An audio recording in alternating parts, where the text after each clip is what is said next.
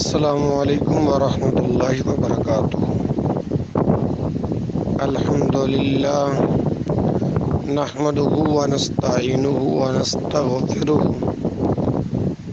ونعوذ باللہ من شرور انفسنا ومن سیئات اعمالنا من يهده اللہ فلا مضل له ومن يضلل فلا هادی له واشهد ان لا الہ الا اللہ وحدہ لا شریک له واشهد ان محمدا عبدہ ورسولہ اما بعد فقد قال اللہ تبارک وتعالی فی القرآن المجید والفرقان الحمید۔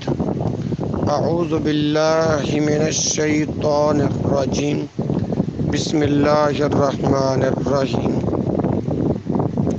ولا تقولوا لمن يقتل في سبيل الله اموات بل احیاء ولكن لا تشعرون۔ اللہ تبارک و تعالیٰ کا لاکھ لاکھ شکر ہے کہ اس نے اپنے خاص فضل و کرم سے ہمیں اپنے پیارے محبوب صلی اللہ علیہ وسلم کی امت میں پیدا فرما کر ہر طرح کی نعمتوں سے نوازا۔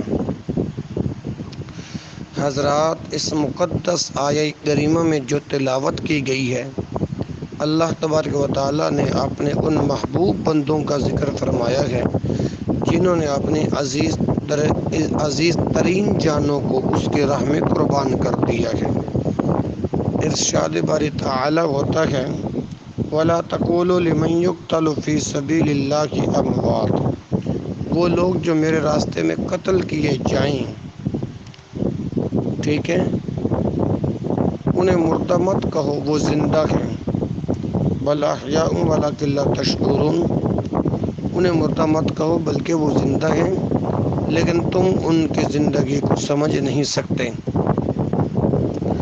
اس آیہ کریمہ میں فرمایا کہ مردہ مت کہو، اور دوسری آیہ کریمہ میں ارشاد ہوتا ہے کہ وَلَا تَحْسَبَنَّ الَّذِينَ قُتِلُوا فِي سَبِيلِ اللَّهِ أَمْوَاتًا بل احیاء عند ربهم یرزقون، وہ لوگ جو اللہ کی راہ میں قتل کیے گئے ہیں انہیں مردہ گمان بھی نہ کرو بلکہ وہ زندہ ہیں اور اپنے رب کے پاس انہیں رزق ملتا ہے۔ وہ شہید ہیں، انہوں نے اپنے فانی جانوں کو قربان کیا تو حیات ابدی مل گئی، فانی دی اور جاودانی زندگی حاصل کی۔ کتنا اچھا سودا ہے، فانی دو باقی لو، ناقص دو اور کامل لو، ادنا دو اور اعلیٰ لو۔ یہ سودا تو صرف اللہ تعالیٰ ہی کرتا ہے۔ پھر فانی جان بھی تو اسی کی دی ہوئی ہے، اپنی دی ہوئی چیز کو واپس لے کر پھر اسی پر شاندار بدلہ دیتا ہے۔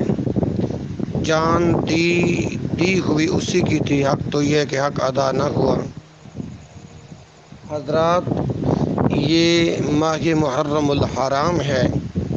اس ماہ کی 10ویں تاریخ کو جو جانے اللہ کے راہ میں کرب و بلا کے تپتے ہوئے صحرا میں قربان کی گئیں، تاریخ عالم ان کے مثال پیش کرنے سے قاصر ہے۔ جوان علی اکبر کا لاشا سامنے تڑپ رہا ہے، اون محمد خاک و خون میں غلطان ہیں، زہرا کا لال مصطفیٰ کا نور نظر، شہزادہ ایک گلگوں قبا، راکب دوش مصطفیٰ، ننھے معصوم علی اصغر کو گود میں اٹھائے لیے آ رہے ہیں۔ ظلم کا تیر علی اصغر کے پیاسے حلق کو چیرتا ہوا امام علی مقام رضی اللہ عنہ کے بازو کو چھیلتا ہوا پار گزر جاتا ہے۔ گرتا ہوا خون امام علی مقام چلو میں اٹھاتے ہیں اور آسمان کی طرف پھینک کر کہتے ہیں، یا اللہ، یہ تو ایک علی اصغر ہے، اگر 1000 علی اصغر ہوں تو ایک ایک گھر کے تیرے نام پر قربان کرتا چلا جاؤں۔ اگر تیری رضا اسی میں ہے تو حسین بھی یوں ہی راضی ہے۔ جفا جو عشق میں ہوئی وہ جفا ہی نہیں، ستم نہ ہو تو محبت میں کچھ مزہ ہی نہیں۔ ماہ محرم کی بہت بڑی فضیلت ہے۔ حضرت عبداللہ بن عباس رضی اللہ عنہ سے مروی ہے، آپ فرماتے ہیں کہ رسول کریم صلی اللہ علیہ وسلم جب مکہ مکرمہ سے مدینہ طیبہ تشریف لائیں تو یہود کو دیکھا کہ عاشوراء کے دن روزہ رکھتے ہیں۔ آپ نے ان سے پوچھا کہ یہ کیا ہے، تو انہوں نے کہا کہ یہ اچھا دن ہے، اسی دن تو اللہ تعالیٰ نے حضرت موسیٰ علیہ السلام اور بنی اسرائیل کو ان کے دشمنوں سے نجات دی اور انہوں نے روزہ رکھا۔ اس وقت حضور علیہ السلام نے فرمایا تم سے زیادہ ہم موسیٰ علیہ السلام کو ماننے والے ہیں، بس آپ نے روزہ رکھا اور رکھنے کا حکم فرمایا۔ حضرت ام المومنین عائشہ صدیقہ رضی اللہ عنہ فرماتی ہیں کہ فرضیت رمضان سے قبل عاشورے کے دن روزہ رکھا جاتا تھا۔ جب رمضان نازل ہوا تو حضور علیہ السلام نے فرمایا اب جو چاہے عاشورے کا روزہ رکھے، جو نہ چاہے نہ رکھے۔ حضرت ابن عباس اور ام المومنین رضی اللہ عنہم کی ان دو اپنا روایتوں کے بعد ایک روایت امیر المؤمنین حضرت علی کرم اللہ وجہ الکریم سے بھی سماعت فرمائی۔ آپ فرماتے ہیں اور رسول کریم صلی اللہ علیہ وسلم نے ارشاد فرمایا اگر تم ماہ رمضان کے علاوہ روزہ رکھنا چاہتے ہو تو عاشورے کا روزہ رکھو، کیونکہ یہ اللہ تعالیٰ کا مہینہ ہے۔ اس میں ایک دن ایسا ہے جس میں ایک قوم کی توبہ اللہ نے قبول فرمائی اور دوسری قوم کی توبہ قبول فرمائے گا، اور حضور علیہ السلام نے لوگوں کو رغبت دلائی کہ عاشوراء کے دن توبۃ نصوحا کی تجدید کریں اور قبول توبہ کے خواستگار ہوں۔ بس جس نے اس دن اللہ عز و جل سے اپنے گناہوں کی مغفرت چاہی تو اللہ تعالیٰ اس کی توبہ ویسے ہی قبول فرمائے گا جس طرح سے پہلوں کی توبہ قبول کی۔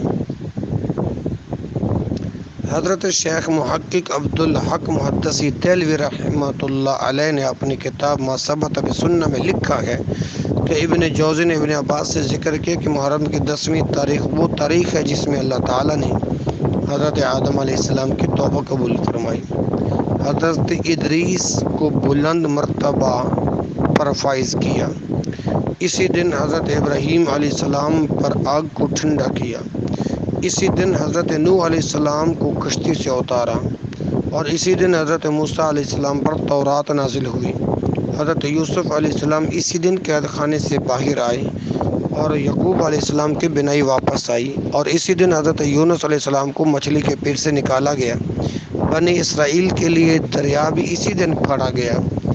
جو شخص اس دن کا روزہ رکھے 40 سال کا کفارہ ہوگا۔ جس نے شب عاشوراء کی عبادت کی گویا اس نے 7 آسمان والوں کے برابر عبادت کی۔ ان روایات سے معلوم ہوا کہ محرم الحرام کی شان بہت بلند ہے۔ یہ اسلامی سال کا پہلا مہینہ ہے، اس کی 10ویں تاریخ کو قربانی ہے، اور ذوالحج اسلامی سال کا آخری مہینہ ہے، اس کی 10ویں تاریخ کو بھی قربانی ہے۔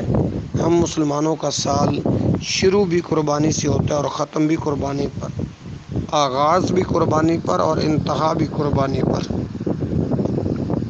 علامہ اقبال فرماتے ہیں غریب و سادہ و رنگین ہے داستان حرم، نہایت اس کی حسین ابتدا ہے اسماعیل۔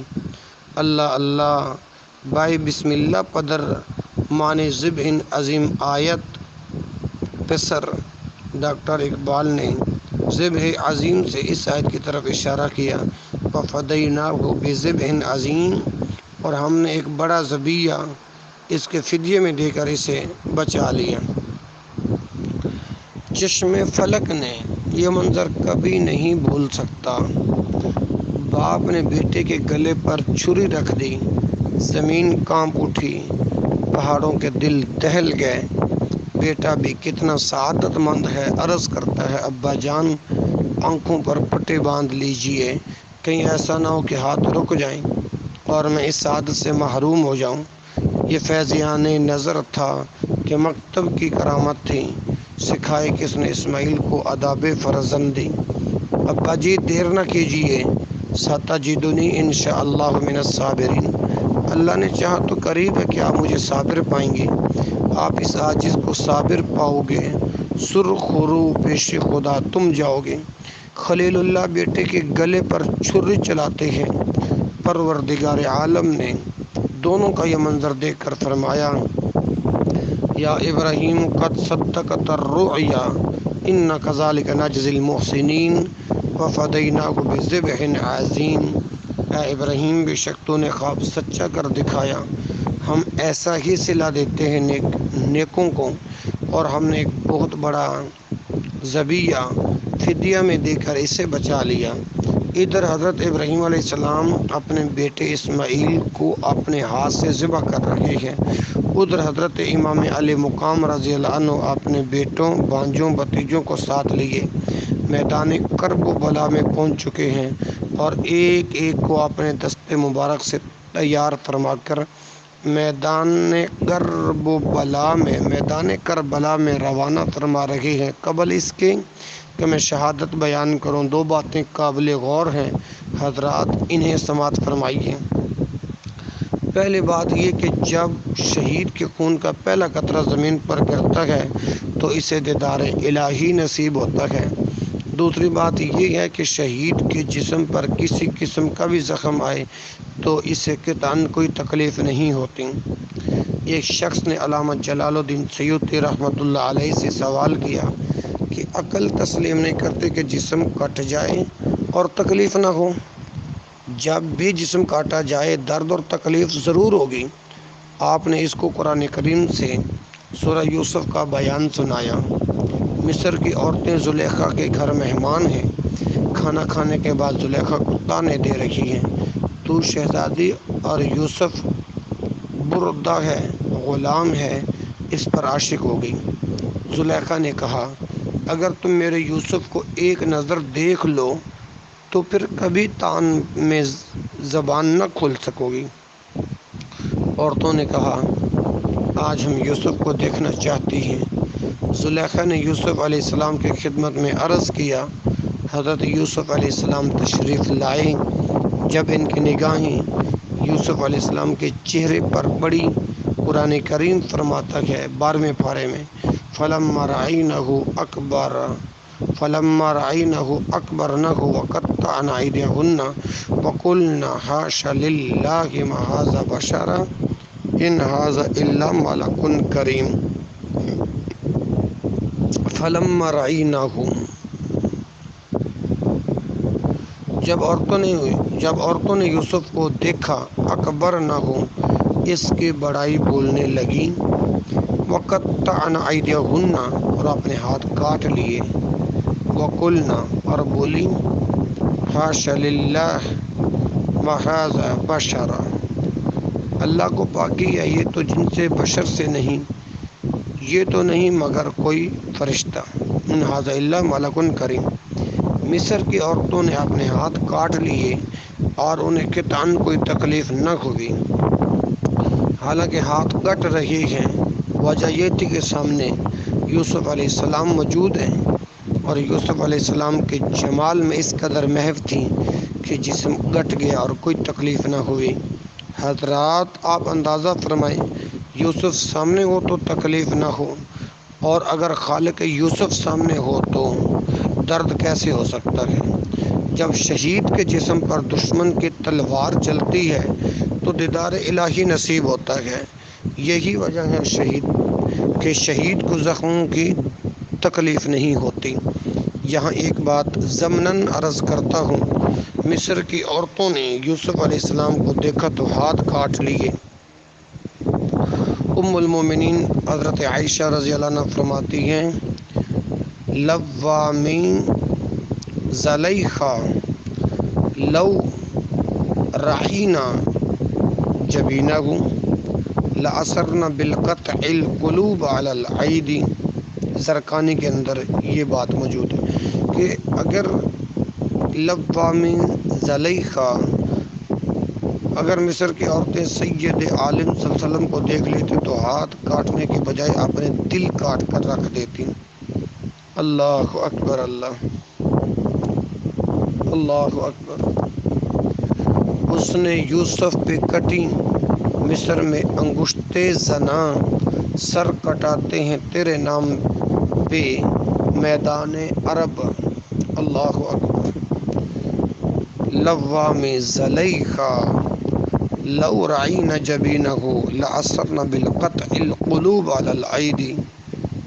مصر کی عورتیں ہیں، عرب کے مرد ہیں، ادھر انگلیاں ہیں ادھر سر ہیں، ادھر انگلیاں کٹ رہی ہیں ادھر سر کٹائے جا رہے ہیں۔ کٹنا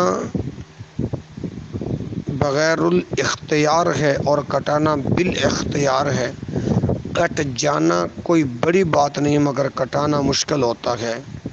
حضرات، ہاں تو میں عرض کر رہا تھا کہ شہید کو شہادت کے وقت چونکہ زیارت خداوندی نصیب ہوتی ہے اور اس میں اتنا محو و مستغرق ہوتا کہ چاہے گھوڑے ٹینک اس کے جسم کو روندتے چلے جائیں مگر اسے کسی قسم کی کوئی تکلیف نہیں ہوتی۔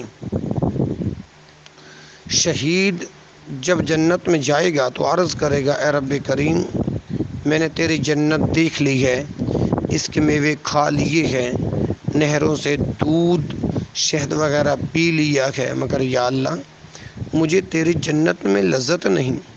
پروردگار عالم فرمائے گا اے میری راہ میں جان قربان کرنے والے، میری جنت میں کس چیز کی کمی ہے؟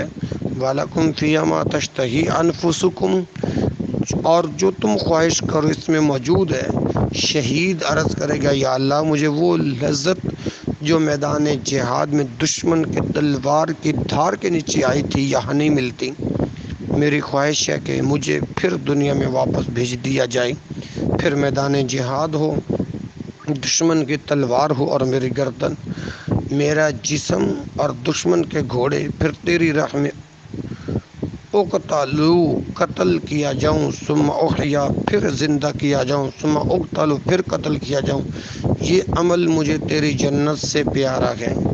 شہید کے خون کے ایک ایک قطرے کے عوض حضور علیہ السلام کی امت کے 70 ہزار گنہگار بخش دیے جائیں گے۔ دعا کیجیے کہ اللہ تعالی ہمیں اپنے راہ میں شہادت نصیب فرمائے، آمین۔ حضرات، جب محرم کا مہینہ آتا ہے تو دلوں کے اندر جذبہ شہادت موجزن ہوتا ہے اور اس شہادت عظمیٰ کی یاد تازہ ہو جاتی ہے اور وہ قربانیاں سامنے آ جاتی ہیں جن کی گواہی آج بھی کربلا کی تپتی ہوئی ریت کے ذرے دے رہے ہیں۔ مختصر سا قافلہ ہے، اس قافلے کا رہنما وہ ہے جسے دیکھ کر سید عالم فرمایا کرتے تھے کہ مجھے حسین سے جنت کی خوشبو آتی ہے۔ ایک دن سیدنا فاروق اعظم رضی اللہ عنہ دربار رسالت میں حاضر ہوئے، دیکھا کہ شہزادہ حسین حضور علیہ السلام کے مبارک کندھوں پر سوار ہیں۔ فاروق اعظم نے کہا مل مرکب، کتنی اچھی سواری ہے۔ یہ سن کر اللہ کے نبی صلی اللہ علیہ وسلم نے فرمایا نعم الراکب، سوار بھی کتنا اچھا ہے۔ کربلا کے اس عظیم شہید کی فضیلت میں ایک اور حدیث سنیے۔ امام ابن حجر عسقلانی رحمۃ اللہ علیہ نے اس حدیث کو لا کر اپنے کتاب الاصابہ میں نقل فرمایا۔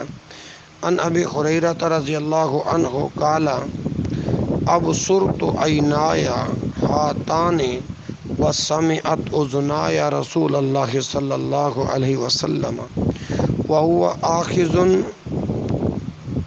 بکفی حسین وقدمه على قدم رسول اللہ صلی اللہ علیہ وسلم وهو یقول طرق قال فرق الغلام حتى وضع قدميه على صدر رسول اللہ صلی اللہ علیہ وسلم افتح فاك ثم تفل ثم قبله ثم قال اللهم احبه فاني احبه۔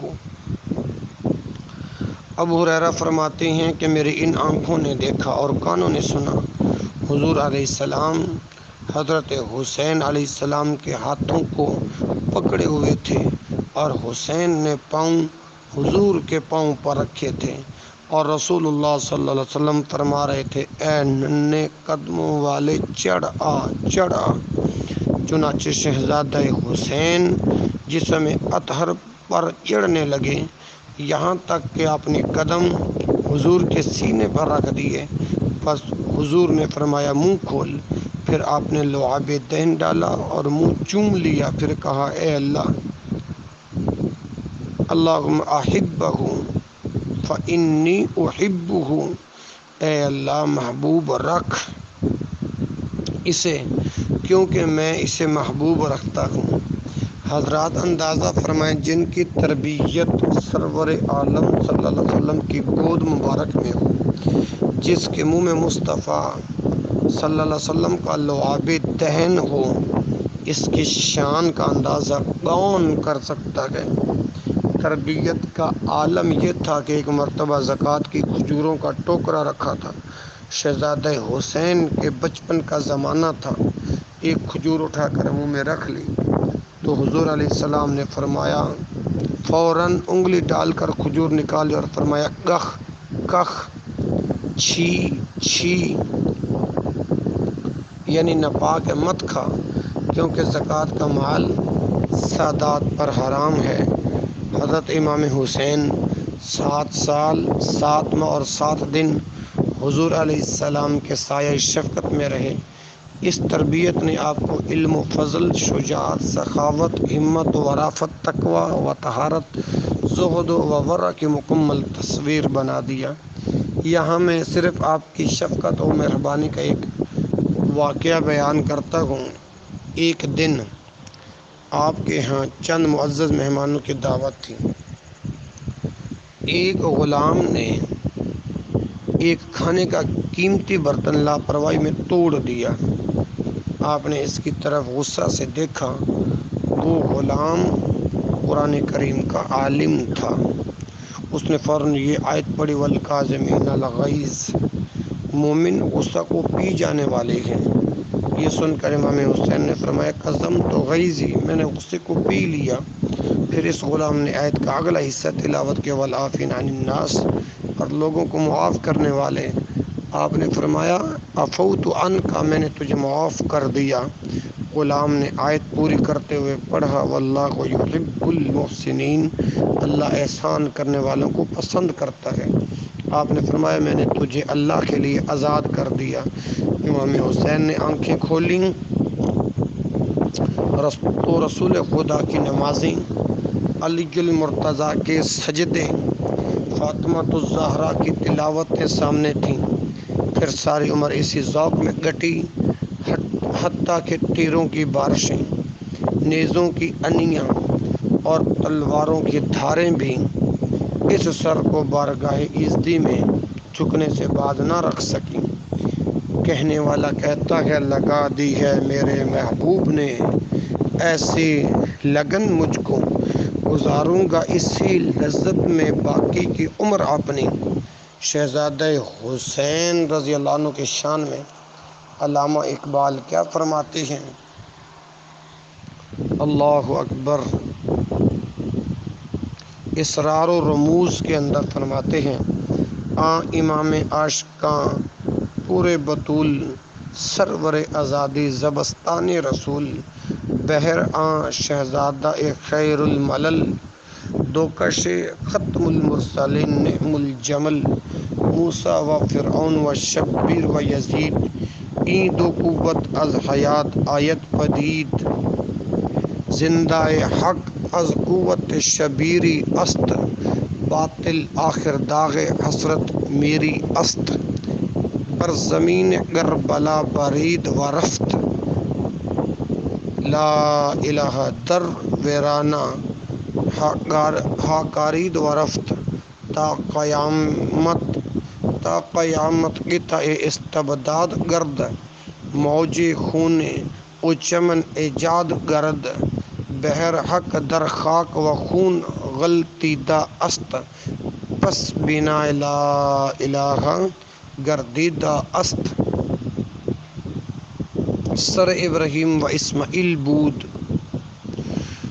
یعنی اجمال را تفصیل بود، ما سوا اللہ را مسلمان بندہ نیست، پیش فرعون سرش افگندہ نیست خون و تفسیر این اصرار گرد ملت خوابدیدہ را بیدار گرد نقش الا اللہ پر صحرا نوشت سطر عنوان نجات مانوشت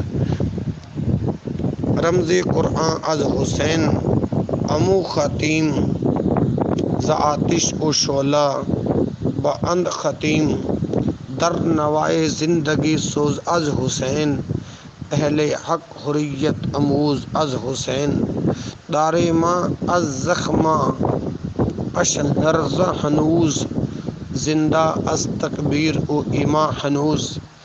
امام علی مقام رضی اللہ عنہ کی پیدائش کے ساتھ ہی ان کی شہادت کی خبر مشہور ہو چکی تھی۔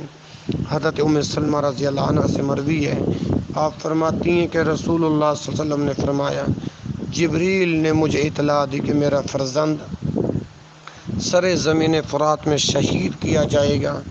میں نے جبریل سے کہا ان کے مقتل کی مٹی لا کر دکھاؤ، پس یہ مٹی وہاں سے لائے، پھر وہ مٹی حضور علیہ السلام نے ام سلمہ رضی اللہ عنہ کو دے دی اور فرمایا جب یہ مٹی خون بن جائے گی تو وہ میرے بیٹے کے قتل کا دن ہوگا۔ ام المومنین ام سلمہ رضی اللہ عنہ نے اس مٹی کو شیشے میں ڈال لیا۔ جب امام علی مقام عرض کرب و بلا میں شہید ہوئے تو وہ مٹی مدینہ پاک میں خون بن گئی تھی۔ سید عالم صلی اللہ علیہ وآلہ وسلم باخبر ہوتے ہوئے ایک بار بھی یہ دعا نہیں کرتے کہ یا اللہ میرے بیٹے حسین سے امتحان دور فرما، بلکہ دعا کرتے کہ الہی حسین کو اس امتحان میں ثابت قدم رکھ۔ یہی دعا حضرت فاطمہ الزہرا اور حضرت علی کرم اللہ وجہ الکریم فرماتے ہیں وقت گزرتا گیا اور کربلا کی محب وادیاں قریب آتی گئیں۔ آخر وقت آیا جب مصطفیٰ صلی اللہ علیہ وسلم کا نور نظر حضرت زہرا کا لخت جگر رضی اللہ عنہ مدینہ طیبہ سے مکہ مکرمہ کی طرف روانہ ہونے کی تیاری کر رہا تھا۔ روضہ رسول کی جدائی کون وہ پتھر دل ہے جو برداشت کر سکے؟ شہزادہ علی مقام مدینہ پاک سے رخصت ہونے سے قبل رات کو نانا جان کے روضہ انور پر حاضر ہوتے ہیں اور روضہ انور سے لپٹ کر زار و زار روتے ہیں اور عرض کرتے ہیں نانا جان میں وہی حسین ہوں جس کے لیے ہر نے اپنا بچہ لے کر آئی تھی، میں وہی دل بند فاطمہ ہوں جس کا گہوارہ فرشتے جھلاتے تھے، میں وہی شہزادہ ہوں جس کو آپ کندھوں پر سوار فرمایا کرتے تھے۔ یوں ہی عرض کرتے کرتے آنکھ لگ گئی، دیکھا کہ سرور عالم صلی اللہ علیہ وسلم جلوہ افروز ہیں، آپ کے سر مبارک کو گود میں لے کر فرما رہی ہے اے لخت جگر بہت جلد تو ہم سے آ ملے گا۔ میں دیکھ رہا ہوں کہ تم میرے پاس بھوکا پیاسا جگر لے کر آ رہا ہے۔ یہ جسم نوری خاک کربلا سے آلودہ ہوگا، یہ عارض خون حلقوم سے رنگین ہوں گے۔ بیٹا حسین صبر کرنا۔ تھوڑی دیر بعد آنکھ کھل گئی اور نالے کونا تربت زہرا پر حاضر ہوئے اور عرض کیا اے اماں جان آپ کا پیارا حسین حلقوم کٹوانے جا رہا ہے اور آپ سے رخصت ہونے آیا ہے۔ تربیت زہرا سے آواز آئی مشیت الہیہ میں مجال دم زدن نہیں ہے، میں تمہارا انتظار کر رہی ہوں۔ والدہ سے اجازت لے کر آپ واپس تشریف لائیں اور مکہ مکرمہ کی طرف کوچ کرنے کی تیاری کرنے لگے۔ فرزند پیغمبر کا مدینے سے سفر ہے، سادات کی بستی کی اجڑنے کی خبر ہے۔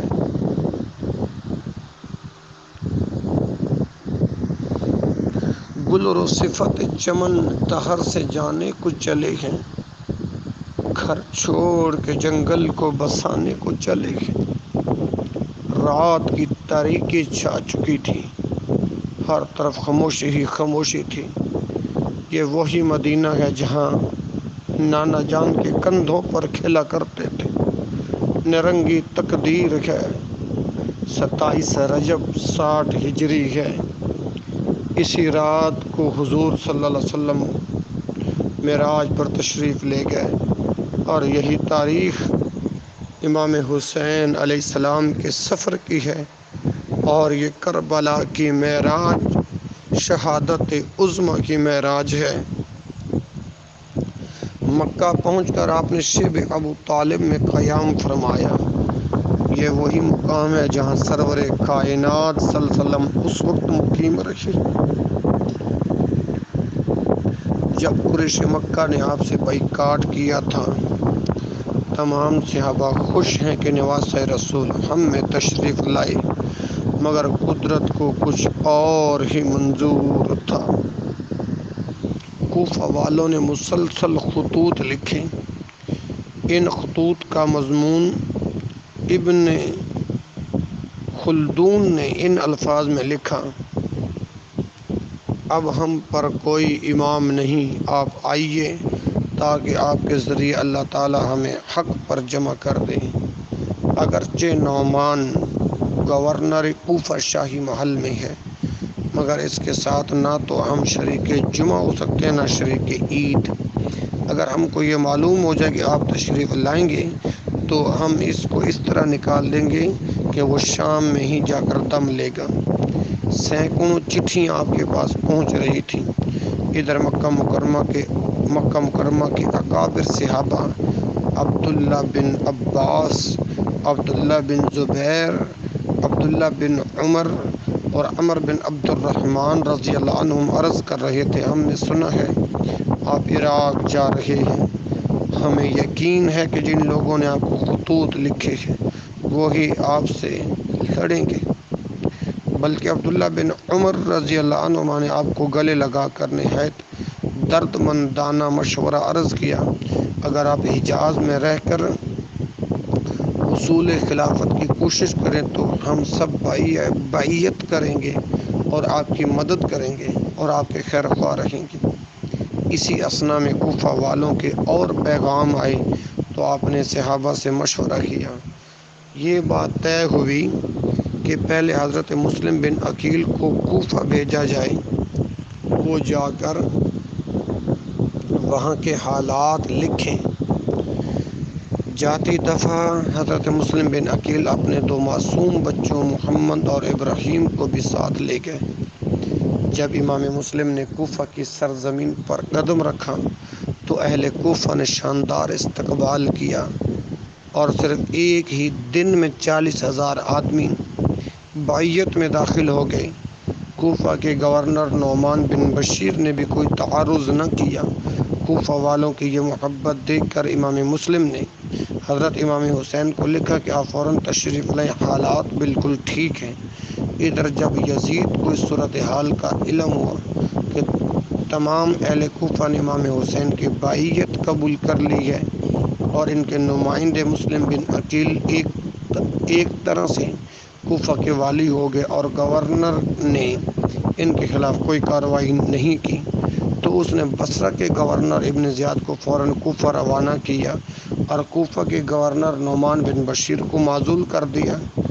ابن زیاد بڑا مکار اور چلاک آدمی تھا۔ وہ سمجھتا تھا جب میں کوفہ پہنچوں گا تو احالیان کوفہ حضرت امام حسین رضی اللہ عنہ کے انتظار میں ہوں گے، اس لیے کہ وہ ایک قافلہ کی شکل میں اسی راستے سے آیا جو مکہ مکرمہ سے آتا تھا۔ ادھر ابن زیاد شام کے وقت شہر میں داخل ہوا۔ اس نے اپنا منہ چھپا رکھا تھا۔ لوگوں نے سمجھا حضرت امام حسین علیہ السلام تشریف لے آئے ہیں اور بلا تعامل خوشی سے نعرے لگاتے ہوئے ابن زیاد کے ساتھ ہو لیے۔ خوشی میں کسی نے یہ نہ دیکھا کہ ہم کس کے نعرے لگا رکھے ہیں۔ ابن زیاد تیزی سے قلعہ کے دروازے پر پہنچا اور فوراً اندر داخل ہو گیا اور قلعے کی دیوار پر کھڑے ہو کر چہرے سے نقاب الٹ دیا۔ کوفہ والوں کو اپنی غلطی کا احساس ہوا۔ ابن زیاد نے فوراً اعلان کیا، اے کوفہ والو، تم نے مسلم بن عقیل کی بائعت کر کے ہمارے غضب کو دعوت دی۔ صبح سورج طلوع ہوتے ہی تمہارے مکانات جلا دیے جائیں گے۔ تمہارے گردنوں پر ہماری تلواریں لہراتی نظر آئیں گی۔ بہتر یہی ہے کہ طلوع فجر سے پہلے پہلے مسلم بن عقیل کی بائعت توڑ دو، ورنہ تمہاری جان، مال اور اولاد کوئی چیز بھی مجھ سے بچ نہ سکے گی۔ کوفہ والے ابن زیاد کی ان دھمکیوں میں آ گئے۔ ان کے جسم تھر تھر کانپنے لگے۔ سینکڑوں کوفیوں نے اسی وقت بائعت توڑ دینے کا اعلان کر دیا اور باقی تقریباً تمام ہی متذبذب ہو گئے۔ رات گزر گئی۔ حضرت امام مسلم ہانی بن عروہ کے گھر پہنچے اور اس کو کہا کہ اہل کوفہ نے میرے ساتھ بد عہدی کی ہے اور دھڑ دھڑ بائعت توڑ رہے ہیں۔ ادھر ابن زیاد نے 40 معززین کو قلعہ میں بلا کر گرفتار کر لیا۔ جب ابن زیاد کو علم ہوا کہ امام مسلم ہانی کے گھر موجود ہیں تو اس نے ہانی کو بلا کر کہا کہ تم نے میرے دشمن کو پناہ دی ہے۔ اگر مجھے تیری دیرینہ دوستی کا پاس نہ ہوتا تو ابھی تمہاری گردن اڑا دیتا۔ حضرت ہانی نے کہا، دوستی کا پاس کرتا ہے اور رسول کریم صلی اللہ علیہ وسلم کی نسبت کا کوئی احساس نہیں۔ آخر اس ظالم نے ہانی کو شہید کرا دیا۔ حضرت مسلم بن عقیل کو علم ہوا تو آپ ہانی کے گھر سے باہر نکلے۔ دیکھا تو ابن زیاد کی فوج نے مکان کو گھیرے میں لے رکھا تھا۔ آپ اپنے دونوں بچوں کو قاضی شریح کے سپرد کر آئے تھے۔ محمدی کہچار کے شیر نے ایک ہی حملہ سے تمام فوج کو بھگا دیا۔ ابن زیاد سر ٹپک کر رہ گیا۔ فوجوں کے دستے امام مسلم کو گرفتار نہ کر سکے۔ اس نے فوراً مزید فوج بھیج دی، مگر اتنی دیر میں کچھ کوفی بھی امام مسلم کے ساتھ مل چکے تھے۔ آپ کے جوہر تلوار دیکھ کر کوفہ والوں کی ڈھارس بندھ گئی۔ لوگ ایک بار پھر حضرت مسلم کے ساتھ مل چکے تھے۔ بڑھتے بڑھتے یہ تعداد 50,000 تک پہنچ گئی۔ آپ نے اس لشکر کو ساتھ لے کر قلعہ کا محاصرہ کر لیا۔ ابن زیاد گھبرا گیا۔ اب اس نے یہ چال چلی کہ وہ 40 معززین جن کو اس نے دھوکے سے بلا کر گرفتار کیا ہوا تھا، ان کو کہا کہ تم قلعہ کی دیوار پر کھڑے ہو کر اپنے اپنے قبیلے اور رشتہ داروں کو کہو کہ واپس چلے جائیں، ورنہ قلعہ پر حملہ سے پہلے ہمارے سر جسموں سے الگ کر دیے جائیں گے۔ اس کی یہ تجویز کارگر ثابت ہوئی۔ ان 40 آدمیوں نے قلعے پر چڑھ کر اور گڑ گڑا کر منتیں کیں کہ اگر تم واپس نہ گئے تو ہم قتل کر دیے جائیں گے۔ بد عہد کوفیوں نے واپس جانا شروع کر دیا اور مغرب تک ایک ایک آدمی بھی ساتھ نہ تھا۔ امام مسلم نے طوعا نامی عورت کے یہاں پناہ حاصل کی۔ ادھر ابن زیاد نے اعلان کیا کہ مسلم کو پناہ دینے والا بھی قتل کر دیا جائے گا۔ کوئی شخص مسلم کو پناہ نہ دے۔ آج ہر کوفی اپنا دروازہ بند کر رہا تھا، کہیں مسلم میرے گھر نہ آ جائیں۔ کل یہی کوفی گھر لے جانا سعادت سمجھتے تھے، وہی کوفی جو کل تک ہاتھ پاؤں چوم رہے تھے اور آج خون کے پیاسے نظر آ رہے ہیں۔ طوعا کے بیٹے نے فوراً ابن زیاد کو خبر دی کہ مسلم ہمارے گھر میں پناہ گزین ہیں۔ ابن زیاد کے سپاہیوں نے طوع کے گھر کا محاصرہ کر لیا۔ امام مسلم کو سب سے زیادہ اس بات کی فکر تھی کہ میں نے امام حسین رضی اللہ عنہ کو لکھا ہے کہ آپ تشریف لے آئیں، آپ یقیناً کوفہ کی طرف کوچ فرما چکے ہوں گے۔ یہ خیال رہ رہ کر ستا رہا تھا کہ اگر امام حسین تشریف لے آئے تو کیا ہوگا۔ اسی خیال میں ڈوبے ہوئے آپ باہر نکلے۔ ابھی دروازے سے باہر قدم رکھا ہی تھا کہ دروازے کے پیچھے دو سپاہی جو چھپے بیٹھے تھے اچانک حملہ آور ہوئے۔ ظلم کی تلواریں آپ کے سر پر گریں، آپ چکرا کر زمین پر گر گئے۔ گرفتار کر کے آپ کو ابن زیاد کے دربار میں پیش کیا گیا۔ ابن زیاد کہتا ہے کہ تم لوگوں میں تفرقہ ڈالنے آئے ہو۔ امام مسلم کہتے ہیں نہیں، ہم عدل و انصاف قائم کرنے اور کتاب و سنت کی دعوت دینے کے لیے آئے ہیں۔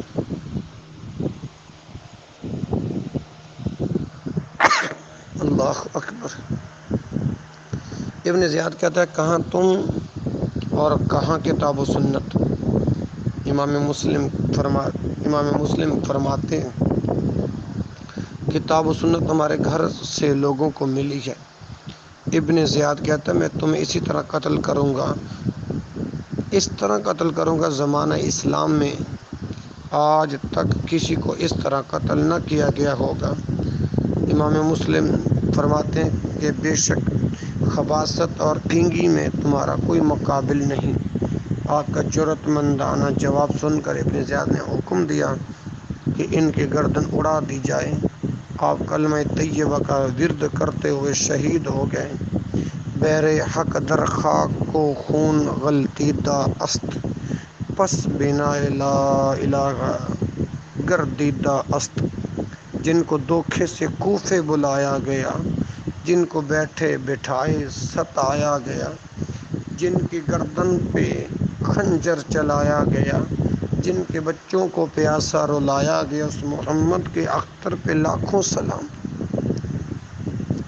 سوانح کربلا میں خون کی یہ پہلی لکیر تھی جو کوفہ میں امام مسلم کے خون سے کھینچی گئی۔ اللہ اکبر، اللہ اکبر، اللہ اکبر۔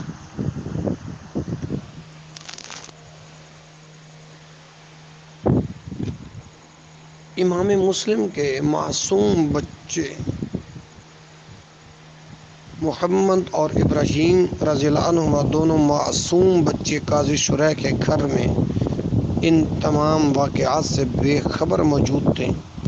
جب ابن زیاد قتل امام سے فارغ ہو چکا تو اعلان کرایا کہ جو مسلم کے معصوم بچوں کو جو کوفہ میں روپوش ہیں پکڑ کر پیش کرے گا بے پناہ انعام پائے گا۔ قاضی شریح یہ اعلان سن کر سخت پریشان ہوا، اس کی آنکھوں میں آنسو بھر آئے۔ بچے یہ حالت دیکھ کر گھبرا گئے اور قاضی شریح سے کہا آپ کیوں رو رہے ہیں؟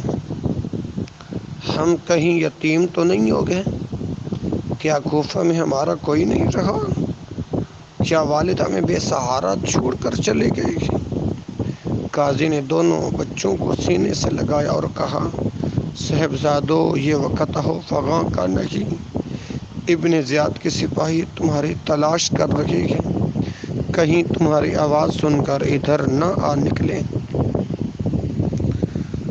صبح ایک قافلہ دروازہ عراقیین سے مدینہ منورہ جا رہا ہے، اس کے ساتھ تمہیں کر دیتا ہوں، اللہ کو منظور ہوا تو مدینہ طیبہ پہنچ جاؤ گے۔ قاضی شریح نے اپنے بیٹے اسد کو بلا کر کہا جاؤ ان دونوں صاحبزادوں کو بحفاظت قافلہ کے ساتھ ملا آؤ۔ اسد دروازہ عراقیین پر آیا تو دیکھا کہ قافلہ جا چکا تھا، دور گرد نظر آ رہی تھی۔ اسد نے کہا جلدی کرو، دوڑو اور دوڑ کر قافلے سے مل جاؤ۔ دونوں بچے دوڑے مگر قافلہ دور نکل گیا، نکیلے پتھروں نے پاؤں زخمی کر دیے، بھوکے پیاسے بھاگے چلے جا رہے ہیں، پھول سی نازک تلیاں رنگین ہو گئیں، تمام دن دوڑتے رہے، رات ہو گئی۔ بڑے نے چھوٹے بھائی سے کہا رات کہیں سو جائیں، مگر چھوٹا بولا بھائی جان کہیں سپاہی گرفتار نہ کر لیں، ابھی ہم کوفہ سے زیادہ دور نہیں آئے، ہمیں رات بھی سفر جاری رکھنا چاہیے۔ حضرات، رات کی سیاہی گہری ہوتی چلی گئی، پتا ہلتا ہے تو ڈر جاتے ہیں، جنگل بیابانوں کو طے کرتے چلے گئے۔ صبح ہونے کو تھی تو کہنے لگے کہ ہم یقیناً کوفہ سے کہیں دور نکل آئے ہوں گے، مگر پاؤ پھوٹی تو دیکھا کہ کوفہ کے مکانات سامنے تھے۔ چھوٹے بھائی نے کہا بھیا راستہ بھول گئے ہیں، بھوک اور پیاس کی شدت سے نڈھال ہو گئے تھے، چمنستان نبوی کے مہکتے پھول مرجھا رہے تھے، کہیں چھپنے کا ارادہ کر ہی رہے تھے، ایک ظالم سپاہی نے پکڑ لیا۔ دونوں لال ابن زیاد کے دربار میں سہمے کھڑے ہیں۔ ابن زیاد نے حکم دیا کہ انہیں جیل خانے بھجوا دیا جائے اور کھانے پینے کو کچھ نہ دیا جائے۔ جیل کا داروغہ مشکور نہایت نیک نیت انسان تھا، آدھی رات کو کھانا کھلا کر قادسیہ کے راہ کی طرف لے گیا اور اپنی انگوٹھی دے کر کہا سیدھے قادسیہ چلے جاؤ، وہاں میرا بھائی کوتوال ہے، اسے یہ انگوٹھی دے کر سارا ماجرا سنانا، وہ تمہیں کسی طریقہ سے مدینہ پاک پہنچا دے گا، یہاں مجھ پر جو گزرے گی میں سہ لوں گا، مگر ناخوانے تدبیر گرہ تقدیر کے کھولنے سے عاجز ہے، قدرت کو کچھ اور ہی منظور تھا۔ بچے تمام رات دوڑتے رہے، صبح ہوئی تو پھر کوفہ کے بازار نظر آ رہے تھے، پاؤں میں چھالے پڑ گئے، مظلومیت کی انتہا ہے، دشمن کا ملک ہے، ذرہ ذرہ خون کا پیاسا ہے، کوئی سہارا نہیں، آسماں را حق بود گرے خون بے بارو بر زمین۔ پیاس بجھانے کے لیے ایک تالاب کے کنارے گئے تو ایک عورت پانی لینے کے لیے آ رہی تھی۔ اس عورت نے دونوں بچوں کو دیکھ کر پوچھا کہ تم کون ہو؟ بچوں نے کہا کہ ہم مسلم بن عقیل کے بیٹے ہیں، یہاں ہمارا کوئی نہیں۔ ہم ہاتھ باندھ کر عرض کرتے ہیں ہمیں مت مارنا، ہم بے قصور ہیں۔ اس عورت کی آنکھوں میں آنسو آ گئے، بولی صاحبزادو مت گھبراؤ، میں جس کی کنیز ہوں وہ ایک محب اہل بیت عورت ہے، چلو میں تمہیں ساتھ لے چلتی ہوں، وہ تمہاری خدمت کرے گی۔ وہ عورت دونوں کو ساتھ لے کر مالکہ کے پاس آئی اور کہا جنت کے 2 پھول لائی ہوں، یہ امام مسلم کے نور نظر ہیں۔ اس عورت نے دونوں بچوں کو گود میں لے کر پیار کیا، کھانا کھلایا، مکان کے پچھلے حصے میں سلا دیا اور کنیز کو تاکید کر دی کہ یہ راز میرے خاوند سے پوشیدہ رکھنا، وہ تو انہی کی تلاش کر رہا ہے۔ دنیا کی دولت کے لالچ نے اس کی آنکھوں میں دھول جھونک دی ہے، وہ اندھا ہوا جاتا ہے۔ ابھی یہ باتیں ہو رہی تھیں کہ اس عورت کا خاوند گھوڑے سے اترا اور اپنی بیوی سے کہا جلدی گر اور کھانا لا، میں چاہتا ہوں کہ مسلم کے بچوں کو جلدی گرفتار کر سکوں، ہم انعامات سے مالا مال کر دیے جائیں گے، اتنی دولت ملے گی کہ تم سنبھال نہ سکو گی۔ عورت نے کہا میں ایسی دولت پر لعنت بھیجتی ہوں، نفرین ہے تیرے ارادے پر ظالم، ان بچوں کو قتل کر کے کیا لوگے؟ حشر میں خدا کی بارگاہ میں کون سا منہ لے کر جاؤ گے؟ حارث نے کہا میں ایسی نصیحت نہیں سننا چاہتا، اگر کھانا تیار ہے تو لاؤ ورنہ میں جا رکھا ہوں۔ مکان کے اندر دونوں بچے خواب میں اپنے والد کو دیکھتے اور چیخیں مار کر اپنے والد سے چمٹ جاتے۔ ان کی آواز حارث کے کان میں پہنچتی ہے، اپنی عورت سے پوچھتا ہے کہ یہ کون رو رہا ہے، ہمارے گھر میں کون ہے؟ عورت نے کہا کہ کہیں پڑوس سے آواز آ رہی ہوگی۔ ظالم نے بڑھ کر دروازہ کھولا تو دونوں بچے ایک دوسرے سے لپٹ کر رو رہے تھے۔ ظالم نے دونوں کو سر کے بالوں سے پکڑا اور کھینچتا ہوا باہر لے آیا۔ نازک رخساروں پر تماچے مارے۔ عورت نے چھڑانے کی کوشش کی مگر اس نے تلوار مار کر بیوی کو زخمی کر دیا اور کہا خبردار، اپنی جان کی خیر چاہتی ہو تو خاموش رہو۔ بیوی نے خاوند کے قدموں پر سر رکھ کر کہا اے ظالم، ان بچوں کو کیوں قتل کرنا چاہتے ہو؟ ہم قیامت کے دن مصطفیٰ صلی اللہ علیہ وسلم کو کیا منہ دکھائیں گے؟ کیوں فاطمہ زہرا کو رلاتا ہے کفن میں؟ دو پھول تو رہنے دو محمد کے چمن میں۔ ظالم نے اپنی بیوی کی اس آہوزاری کی کوئی پرواہ نہ کی اور دونوں بچوں کو زمین پر گرا کر بھی تحاشا مارنا شروع کیا۔ بیوی نے کہا ارے سید ہیں، یہ سید ہیں، تماچے نہ لگا، ارے قرآن کے ورقوں کو زمین پر نہ گرا، بس زمین اب تو ہلی جاتی ہے، لے اب تو مجھے فاطمہ غمگین نظر آتی ہے۔ حارث دونوں بچوں کو مارتا ہوا دریا کے کنارے لے گیا۔ دریا کے کنارے پہنچ کر دونوں بچوں نے کہا تجھے اگر مال کی ضرورت ہے تو ہمیں بیچ دے، کوئی نہ کوئی خرید ہی لے گا، اگر یہ منظور نہیں تو ابن زیاد کے پاس لے چل، وہ جو چاہے گا سو کرے گا۔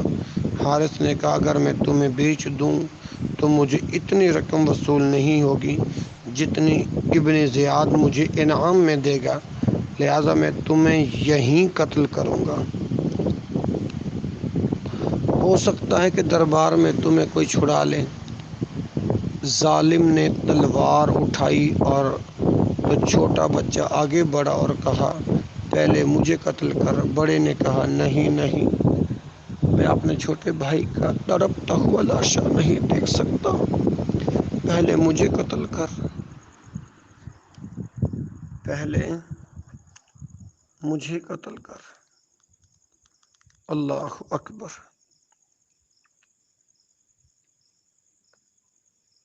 اللہ اکبر۔ حارث نے کہا کیا تمہیں قتل ہونے کا شوق ہے؟ دونوں بچوں نے کہا تو لذت شہادت سے آشنا ہی نہیں۔ پھر دونوں بچے سجدے میں گر گئے۔ حارث نے کہا کیا تمہارا سجدہ تمہیں میری تلوار سے بچا لے گا؟ وہ بولے یہ شیوا ہے مشہور ہمارا، سر دینا عبادت میں دستور ہمارا۔ آخر دونوں بچے کلمہ طیبہ کا ورد کرتے ہوئے شہید ہو گئے۔ انا للہ و انا الیہ راجعون۔ ظالم نے دونوں بچوں کے جسموں کو دریا میں پھینک دیا، دونوں جسم آپس میں مل گئے۔ حارث سروں کو لے کر ابن زیاد کے دربار میں پہنچا۔ ابن زیاد نے کہا انعام مانگتا ہے، تو نے بہت برا کیا، اگر یزید نے بچے طلب کر لیے تو کیا ہوگا؟ میں نے تو اسے یہ لکھ دیا ہے۔ پھر ابن زیاد نے کہا کون ہے جو حارث کو اسی جگہ لے جا کر قتل کرے جہاں اس نے ان بچوں کو قتل کیا؟ چنانچہ اسے وہاں لے جا کر قتل کر دیا گیا، خون شہیدہ رنگ لایا۔ تو انشاءاللہ الرحمن اسی بات پر میں اکتفا کرتا ہوں۔ دوسری نشست کے اندر امام علی مقام کی مکہ سے روانگی کے اور امام مسلم کی 18 سالہ بیٹی کی پہلی تقریر اور ابن سعد سے ملاقات، ابن زیاد کا آرڈر، اور وہ 3 باتیں قسط نمبر 2 کے اندر پیش کروں گا۔ عاشوراء کی رات،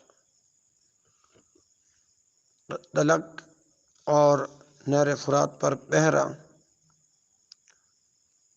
اور حضرت زینب کو وصیت،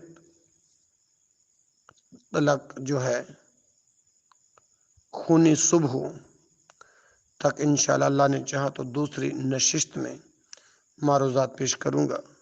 سبحانک اللہم و بحمدک، اشہد ان لا الہ الا انت، استغفرک و اتوب الیک، و آخر دعوایا ان الحمد للہ رب العالمین۔